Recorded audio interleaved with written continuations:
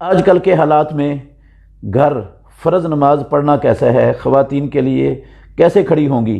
بھئی اس کی میں نے شروع میں وضاحت کر دی ہے کہ خواتین وہ مردوں کے پیچھے سب بنائیں گی۔ اگر اکیلی خاتون اور اکیلا مرد ہے گھر میں تو وہ مرد کے پیچھے کھڑی ہوگی، برابر میں کھڑی نہیں ہوگی۔ اگر بچے ہیں تو ایک بچہ ہے تو مرد کے ساتھ کھڑا ہو جائے گا۔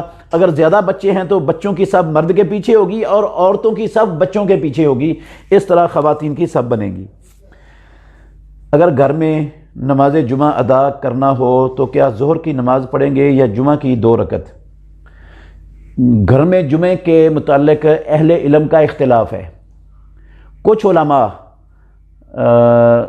جو واقعتاً علماء ہے، کتاب و سنت پر نظر رکھنے والے ماہرین، ان کا خیال ہے کہ جمعہ صرف مسجد میں ہوتا ہے، اور بہت سے علماء ایسے بھی ہیں دنیا میں، عرب و عجم میں، جو کہتے ہیں کہ اللہ کی ساری زمین ہی مسجد ہے، کیونکہ رسول اللہ صلی اللہ علیہ وسلم نے فرمایا اوتیت خمسن لم یؤتہن نبی قبلی، مجھے اللہ رب العالمین نے 5 چیزیں عطا کی ہیں جو مجھ سے پہلے کسی نبی کو بھی عطا نہیں ہوئی۔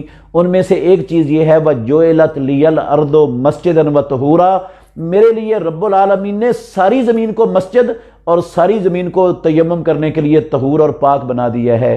تو جہاں میری امت کے لیے نماز کا وقت ہو، مسجد نہ بھی ہو تو وہاں پر وہ اس کے لیے مسجد ہی ہے، مسجد کا حکم ہی ہے اس کا۔ اس بنا پر بہت سے علماء کرام وہ یہ کہتے ہیں اگر گھر میں آج کل کے حالات میں جب مسجد کے اندر پابندی ہے زیادہ لوگوں کے اکٹھا ہونے کے لیے، تو گھر میں اگر کوئی خطبہ دینے والا فرد موجود ہے، وہ گھر کے تمام افراد کو، مرد و خواتین کو اکٹھا کرے اور ان کو خطبہ دے اور اس کے بعد 2 رکعتیں پڑھا دے، جمعہ ان کا انشاءاللہ ہو جائے گا۔